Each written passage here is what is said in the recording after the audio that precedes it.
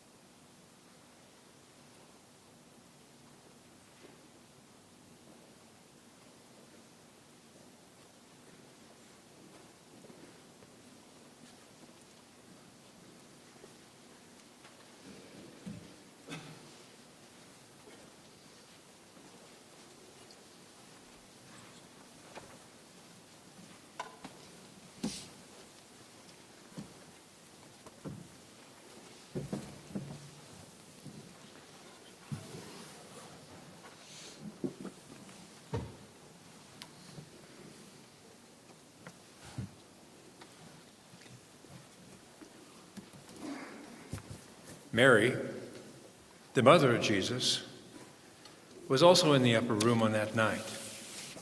And while the disciples gathered at the table, she remained in the background to assist with the Passover meal. She must have been remembering the words of Simeon as he spoke to her when she and Joseph brought Jesus to the temple when he was only 8 days old. Simeon said that the son, Jesus, would cause the rising and falling of many in Israel. And then he looked into Mary's eyes and said, "A sword will pierce your own soul too." What was Mary thinking as Jesus gathered his followers on this night? This morning, I was thinking back to the moment when the angel Gabriel spoke to me. He startled me, but he immediately calmed my spirit and asked me not to be afraid. He told me that I had found favor with God, and that I would have a son who would be named Jesus. The angel assured me that nothing was impossible with God. In faith, I sang a song of praise and rejoiced in the presence of God. I still do not understand all that has been happening, but there have been some beautiful moments as I've watched Jesus grow into a man. The religious leaders think he is a threat. They have tried to trick him time after time. His wisdom always prevails.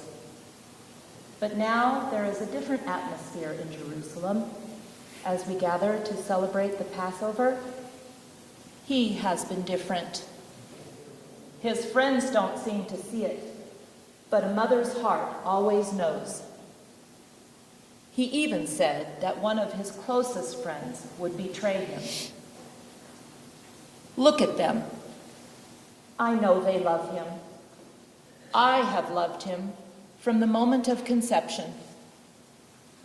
And now I can only continue to pray, Father, have mercy.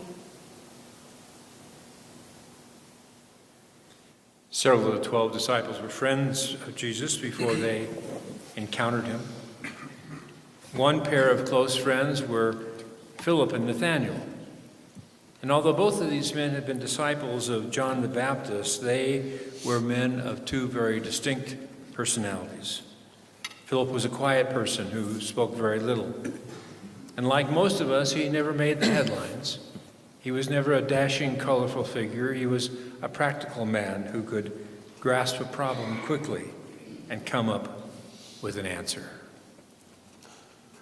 When we were in Bethany, listening to John the Baptist, Jesus called us to become his disciples, and we all turned and followed him. I told my friend Nathanael what had happened and was overjoyed when Jesus accepted him as a devoted follower. Through these years of closeness with Jesus, my faith in God has grown stronger. I remember, before he fed the masses with 5 loaves and 2 fishes, I asked, how can we afford enough food to feed all these people? He merely blessed the food, and in the end, we had food left over.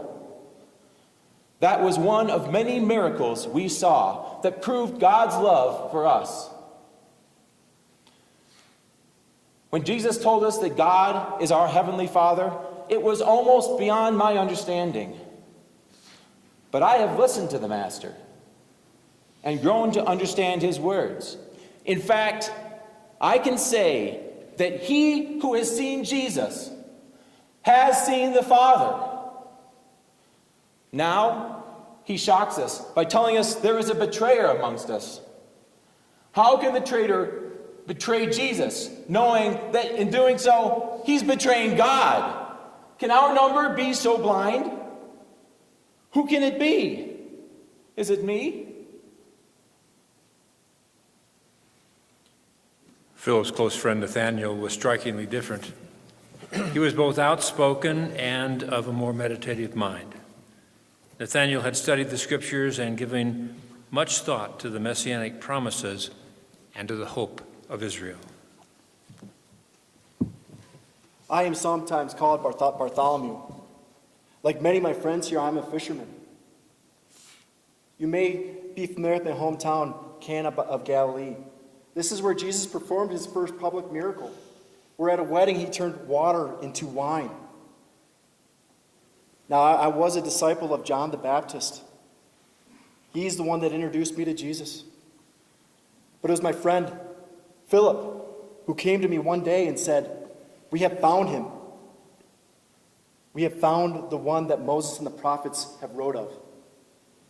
Jesus of Nazareth, son of Joseph." I will never forget that moment.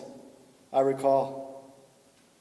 I said, what good can possibly come from Nazareth? Such a small town of dirty dwellings and insignificant people. Why would God chose the anointed one and put him here? Philip simply said, "Come with me." And when we met Jesus, he said, "Behold, the Israelite whom knows no guile." And I replied, How do you know? How can that be? And he replied, "Before Philip came to get you, you were under the fig tree, and I saw." Well, right then and there, I committed my faith to Jesus. I replied, "Rabbi, you are the Son of God, King of Israel." And ever since that day, I've been a loyal apostle and disciple of Jesus. And today, he mentions to us, as he's preparing a celebration in place of Passover, that one of us will betray him. Is that possible? A traitor amongst this closest of friends? And I ask myself, can it be me? Can it be me? Of the 12 disciples, perhaps the best educated, the wealthiest, and the most talented writer was Matthew. He had been a tax collector for the Roman government and accumulated a great deal of wealth and power, but he chose to give up all of this to follow Jesus. My name is Levi. Some people call me Matthew the publican. When I changed my attitude through my discipleship, Jesus changed my name. One day, when I was walking, collecting taxes, he called out to me. He said, "Follow me." I got up and I followed him. Later, I prepared a big meal for him in my home, for he and his disciples and some of my friends. It was a royal occasion for me to entertain Jesus and his disciples.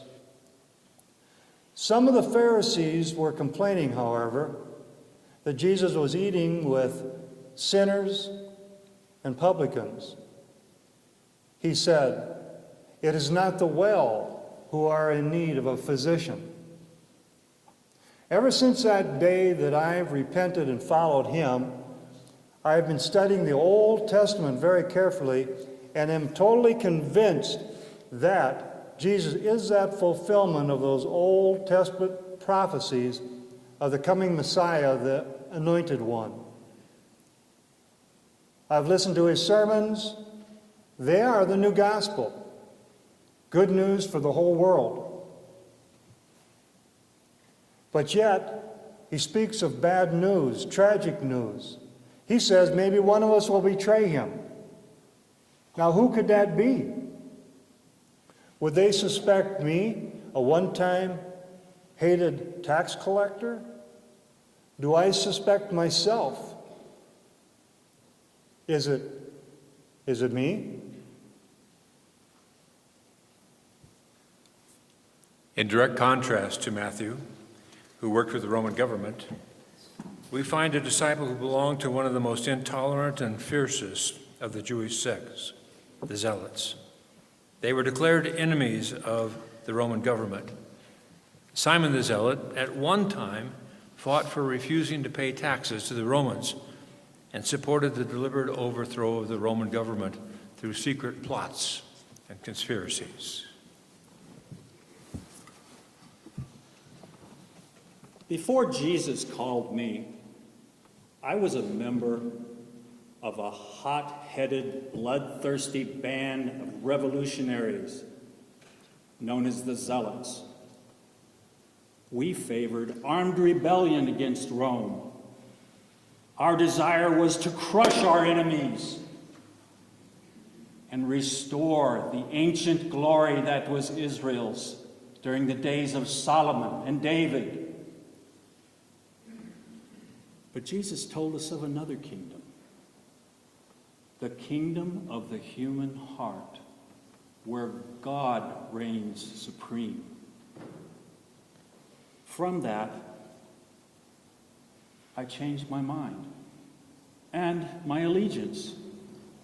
Jesus taught us that the only true and lasting conquest is the conquest of the human heart.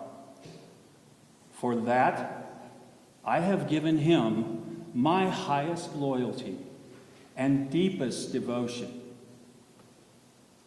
I long to think his thoughts. I long to love as he loves, to obey as he obeys, and to serve as he serves.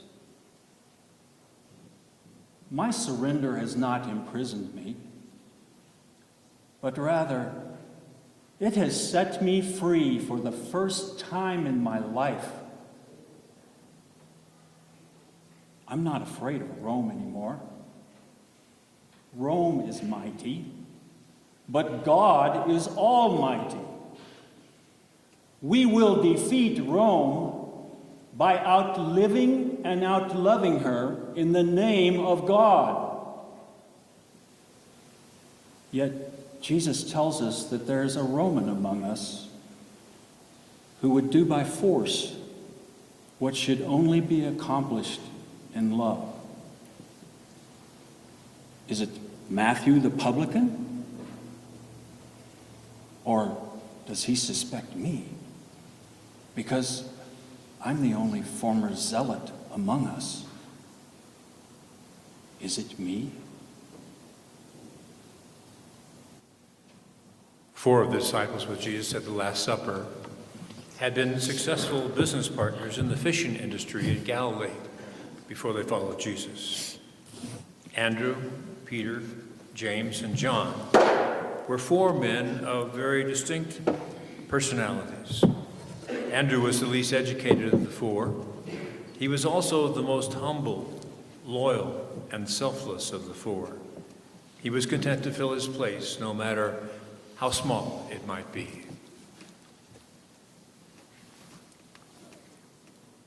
I am not a gifted man, just an ordinary, average man. Yet I do my best to serve Jesus with the skills and the talents that I have. The others call me Andrew the Bringer, because it seems as though I am the one who is always bringing others to Jesus. I brought my brother Peter, and I have gloried in the gradual transformation that I have seen in his life. I found a little boy that day that Jesus was preaching to the masses with the 5 loaves and the 2 fishes. I marveled as I watched him take so little and feed so many, and I was glad that I had brought him to Jesus. When some Greeks came seeking Jesus, once again, it was me that they asked to take them to Jesus. I guess he saw some value in me that no one else did, because he chose me to be one of his 12 apostles. I have been very close to him ever since, and I know in my heart that he is truly the Lamb of God. I have been a friend and a companion to my Lord. But now he says one of us is about to betray him. It is unthinkable. Who could it be? Could it be me? Andrew's brother, Simon Peter, is perhaps the best known of the disciples. He was blunt, honest, and often hot-headed, acting without thinking. His self-confidence made him overlook his own shortcomings and weaknesses. One day, my brother Andrew and I were fishing in the Sea of Galilee, as we often did. Jesus walked along the shore and said to us, follow me, I will make you fishers of men. Of course, we put down our nets and we did follow him. Occasionally, he'd use our boat as a pulpit to speak to the masses gathered on the shore. One morning, we had been out all night fishing and had caught nothing. And Jesus told us, go out in the middle of the sea and cast your nets one more time. I thought, all night long we have been out and we have caught nothing. But if he asks us to, we will do it one more time. Behold, we caught more fish than we could bring in by ourselves. We had to call the other boats over to help us bring it into shore. And as we got the fish into shore, I said to him, Lord, I am a sinner. Leave me. He refused. Instead, he changed my name from Simon to Peter, which means the rock. Later, when I confessed him as the Christ, the Son of God, he said, on this rock I will build my church. In fact, he changed my name to Peter, the rock. So I am a mixture of good and evil, will live in constant fear that I am not showing the love and loyalty for him that I feel. Day came and he said, someone among you is going to betray you. I said, Lord, I will follow you even until death. And he warned me, you will betray me 3 times before the cock crows twice. I wanted to prove my love and loyalty so much. As we went out from that, I wondered who could betray him. If I knew who it was, this scoundrel that betrays him, I would take my knife and I would pierce their heart. But the problem is, might I pierce my own heart? Could it be me?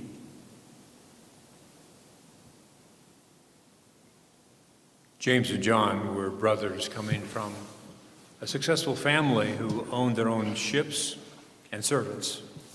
Both gave up their wealth to follow Jesus. John was sometimes called the beloved disciple because of his love for the Master and his keen understanding of the Master's thoughts and statements. His understanding and remembrance of the words of Jesus make his gospel one of the most precious of our inspired documents. Jesus came to my brother James and I when we were in our boat with our father. From that moment, I tried to understand him by loving him. I believe he is God. But I love him as a person, as a human.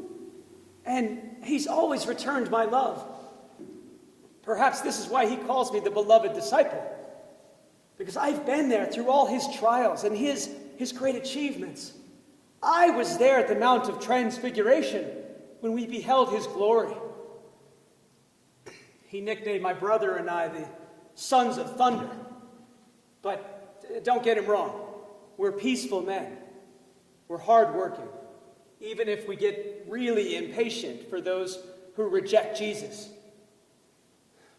It was Peter and I who made the arrangements for this wonderful meal here. And he told me about his talk with Nicodemus, in which Jesus spoke those wonderful words. For God loved his world so much that he gave his only begotten Son, so that others could believe in him and never perish and get everlasting life. How someday I want to write those words down, so share them with other people so that they can believe that Jesus is the Christ too and have life through him. Now he tells us there's a betrayer. It couldn't be. I can't believe it. It's not my brother. It can't be Andrew or Peter.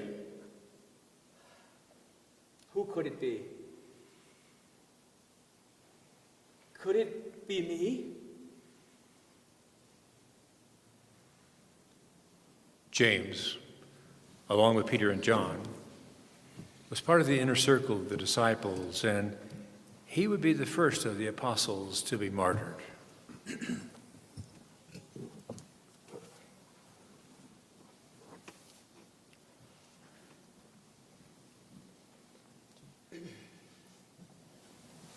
I am James, brother of John. I am also one of the members of the inner circle around Jesus. And I first met Jesus in that boat that John just described. I'm very proud of our nickname, Sons of Thunder. I'm very also disturbed that there is a betrayer among us, and I can't figure out who it might be. Out of 12, that's a lot of thinking to do. Could it be me?